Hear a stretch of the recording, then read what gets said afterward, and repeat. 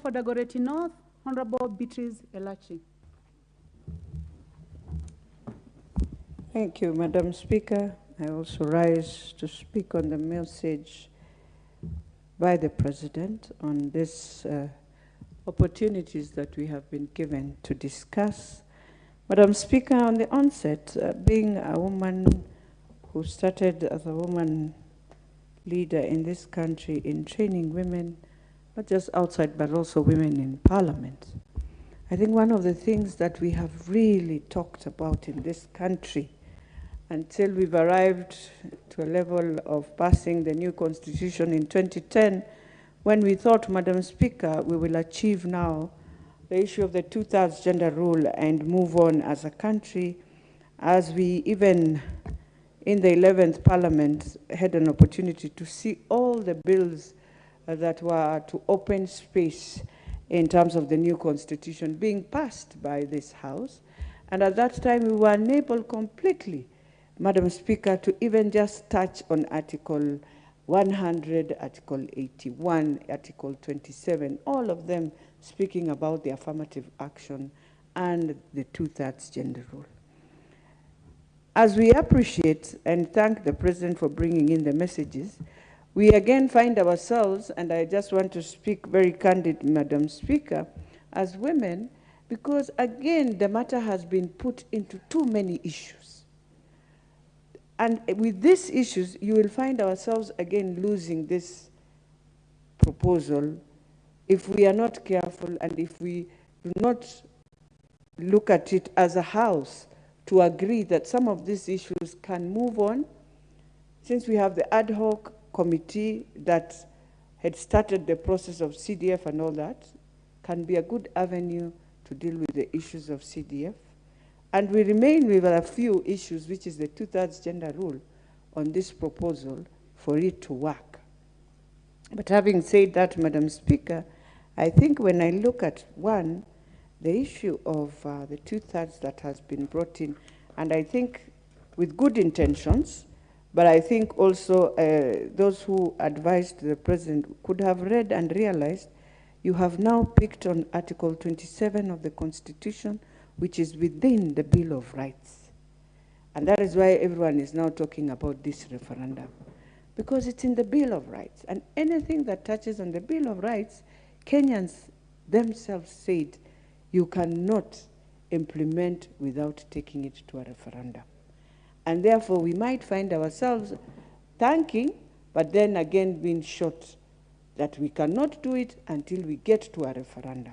So, Madam Speaker, when you look at 27.8, it is very clear, and I know when you read word by word, it speaks on, in addition to the measures contemplated in Clause 6, the state shall take legislative and other measures to implement the principle that not more than two-thirds of the members of elective or appointive bodies shall be of the same gender. Now, the moment you bring that again, then you ask yourself, when we are going to nominate the women, how is it going to work, yet we are supposed to push it through political parties so that it becomes elective? So we would want to really, when we are canvassing now the real bill, it has to come out very clear so that as women, we don't start a journey again and find ourselves with the way we pushed with Duale 1, Duale 2, Duale 6, and we ended up with the same results. Madam Speaker, when you look at the issue, and this issue of the opposition office, I think, Madam Speaker, we must agree. Sometimes this House, we have to have our own mind and agree we are legislators. And where we feel things have not gone right, we don't need to just say they are right. We are a presidential system. It is Kenyans who agreed on a presidential system. Let them feel. The day they will go to another referendum, they will take us to a parliamentary system. But for now, let us tell Kenyans, whether you like your opposition leader or what, you cannot entrench it here because we are in a presidential system. We borrowed the American system. We have to live with it. There's no opposition leader in America. There's none. Trump is not there. There's majority and minority, and we must accept that. It is how the minority side works to ensure you put checks to our government, Madam Speaker, which I think that's the best way. And it will work even better. So if we try and bring this, then now everyone will be saying, we need a prime minister. And we will have to now formulate again something to make sure there's a prime minister. So if we want all that, why can't we sit down in a bipartisan way and agree that for the sake of Kenya to move, we need a hybrid that works for the country so that the country can tone down? Madam Speaker, then we come to the issue of now the Senate. I think even within the other processes that we have, the lawyers advised us so well, let us not call it even Senate oversight and I don't know national. Let us just call it parliamentary oversight if we want to get it right and not to have ourselves in a lot of questions and then not bringing again back the sibling rivalry that we've always had with Senate. We want to finalize this, let us make it clean. And so because this is not a motion or these are not proposals, this is a message the President wants us to ventilate on it, bring in good ideas and build. And I'm hoping all that we are saying, Madam Speaker, is being picked so that when now the real time will come for all this, we are able to work around. I know the Supreme Court has spoken. They have said we can be, yes, but let us do it then in the right way. They have also given us that time to do it in the right way. They have not come to us and say, just do it for the sake of doing. So, Madam Speaker, as we speak on this matter, and we have to ask also our chairs of JLAC and the ad hoc committee, I hope we are also not in a process to derail so that these things find themselves at each other. I am hoping the process we had started on the joint committee that Parliament had approved on our funds should proceed. And we should stop delaying it and now derailing it in this. It will be very unfair for this House that we were given an opportunity to go and come up on how we can pass the funds that are supposed to support this Parliament and GAF and Senate. And now we have dragged ourselves back on the drawing board. We are about to start another process. Then we will reach a point and say, oh, these processes are the same. We need to merge them. It will be so unfortunate for this House. Can we stand firm with what we started on the issue of our funds?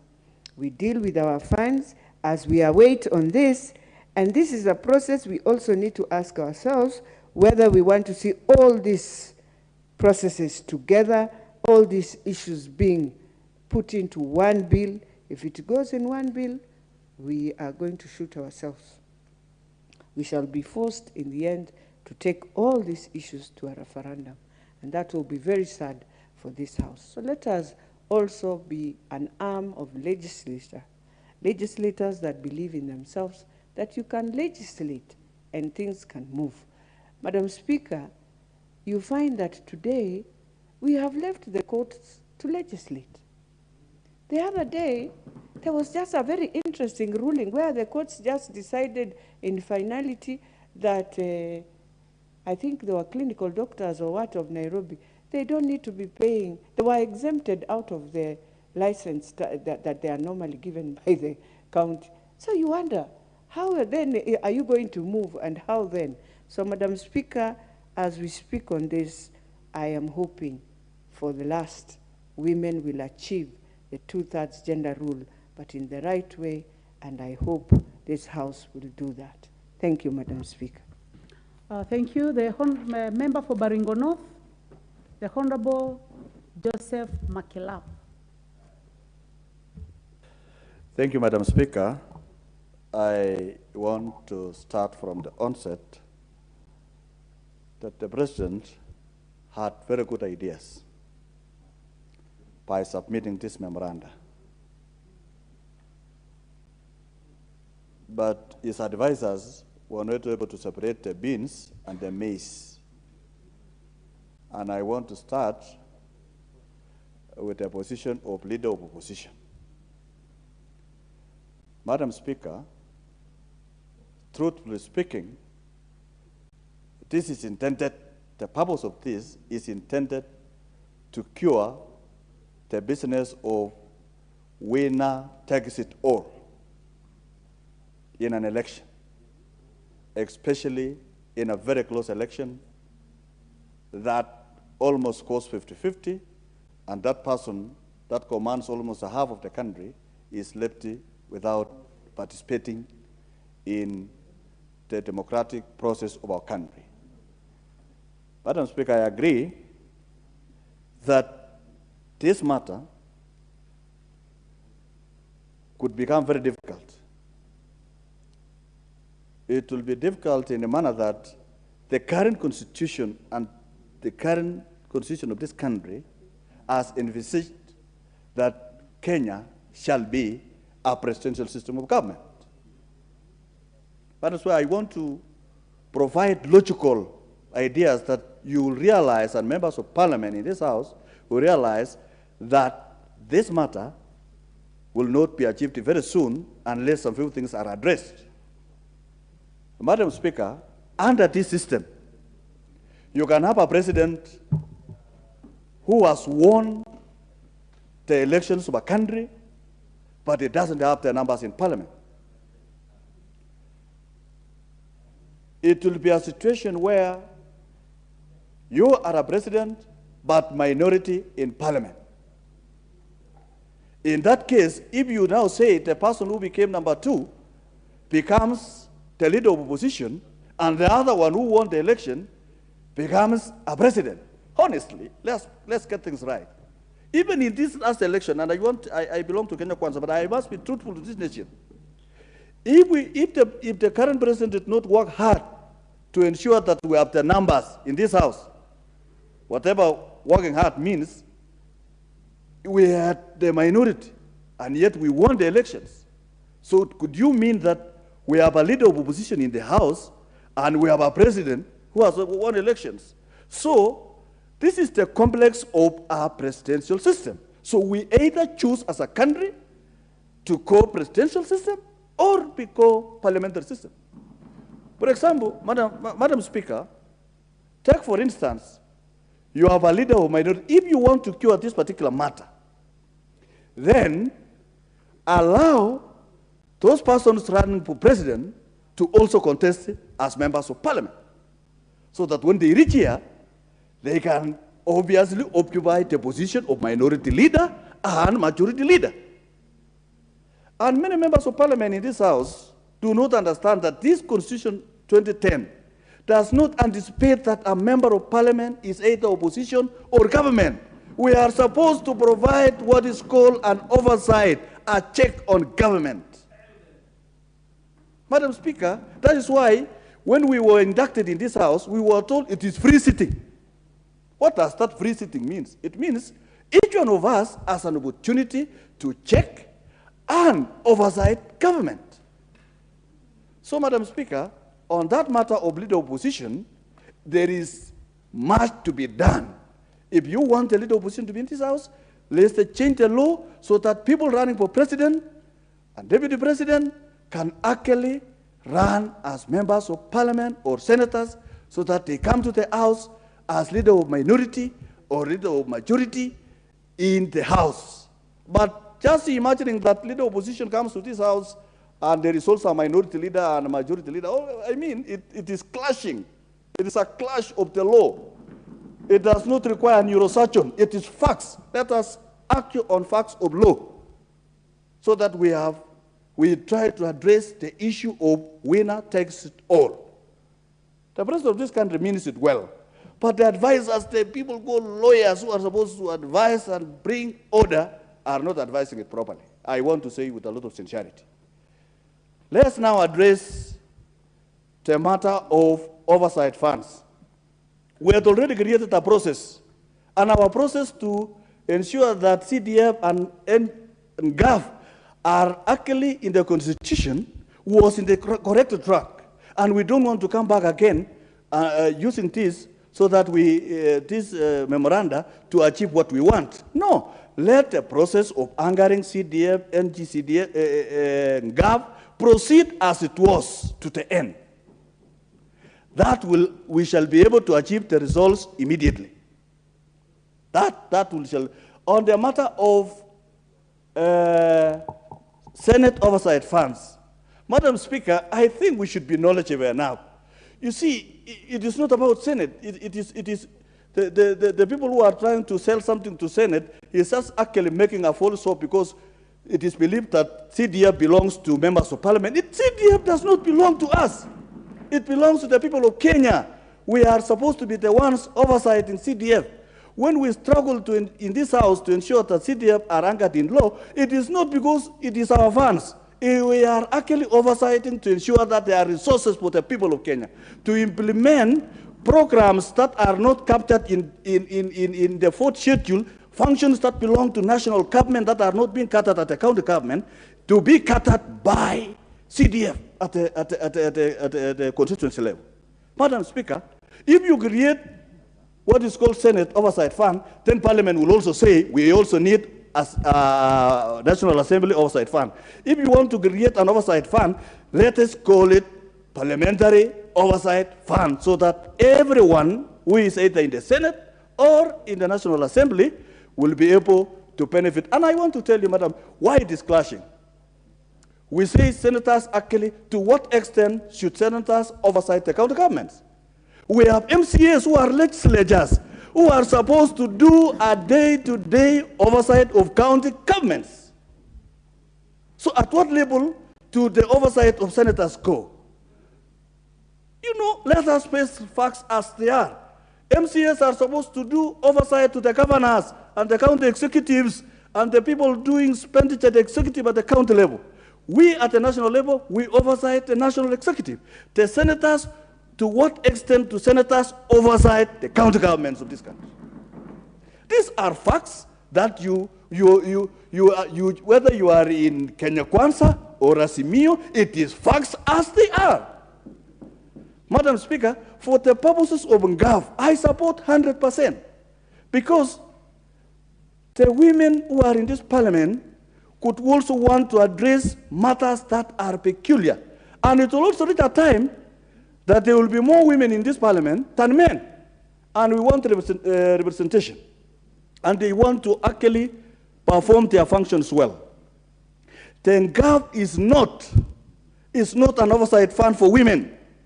It is a fund that women in parliament are oversighting, trying to address inadequacies on the ground that affects children, affects women, affects people of all nature. Madam Speaker, those are facts. On the issue of two-third gender rule, Madam Speaker, I want us to be alive to Article 38. Every Kenyan has a right, Bill of Rights. Do we then want to go for referendum? Because anything on Bill of Rights, you will have to go to a referendum. It will not go to a parliamentary initiative. What does that mean? We don't want to do the bing-bong business of the other day, saying we don't want what was popularly called the thing that was rejected. This the change of the constitution. So, Madam Speaker, to address the gender rule in this house, it must be addressed outside the confines of the constitution through articles of parliament within the confines of IPC and political parties of Kenya. Madam Speaker, I think the people that this matter will be placed, we need to sit down as a nation to realign so that it will be a win-win for Kenya, not again messing up the constitution that we came in 2010. Madam Speaker, the President has very good intentions, but we need to realign, adjust to fit the system. Thank you, Madam Speaker. Very well. The Honorable Mayaka Irene, nominated member. Thank you, Madam Speaker.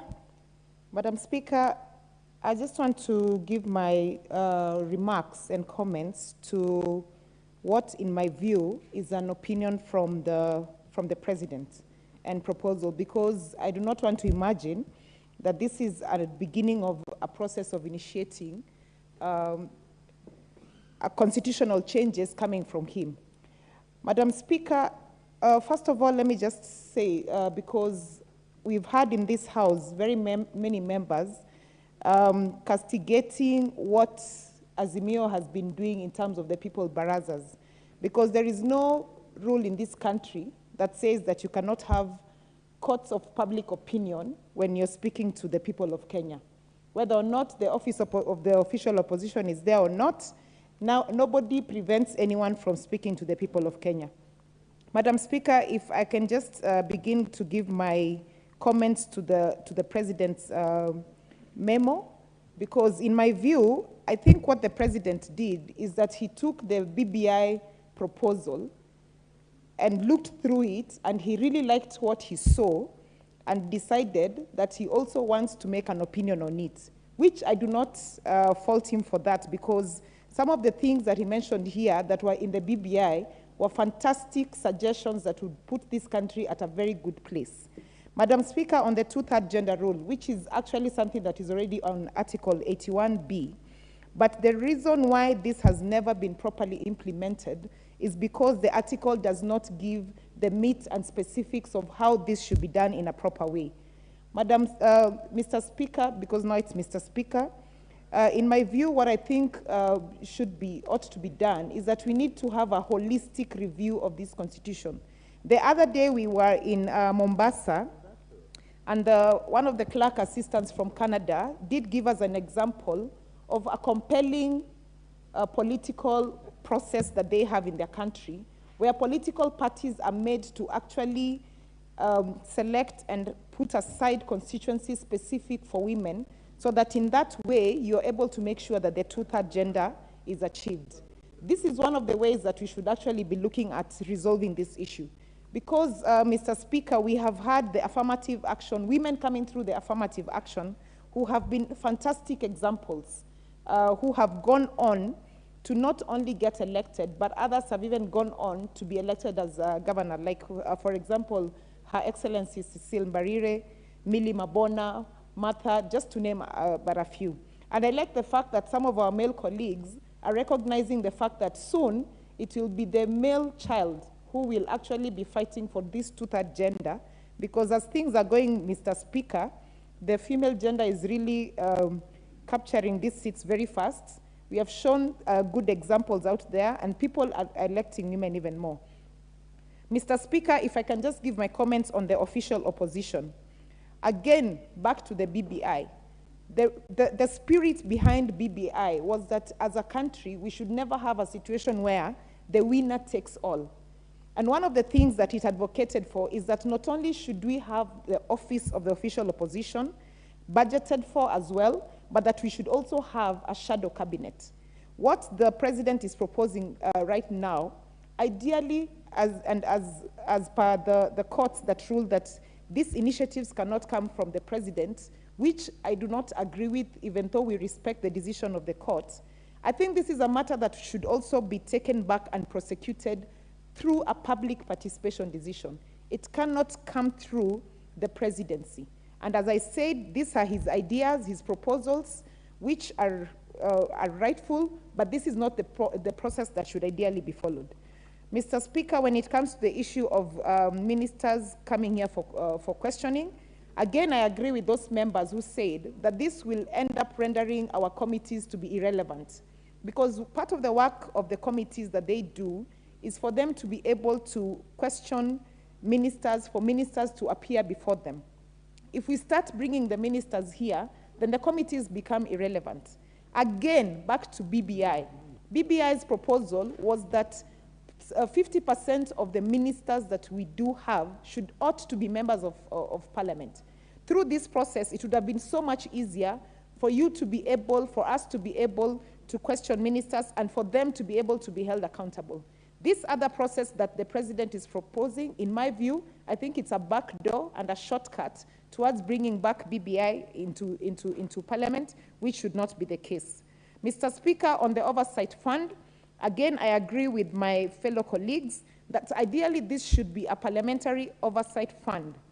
Our colleagues here brought a very good motion, which was committed to a committee that is reviewing it, and I think that's the process we should follow, because the proposals on Article 24A to D, which covers the NGCDF, the NGAF fund, and the additional fund on a special fund, including the oversight fund, is something that we should actually give a priority to make sure that it is fully enacted into law, so that then this becomes a parliamentary oversight fund that covers both the Senate and the National Assembly.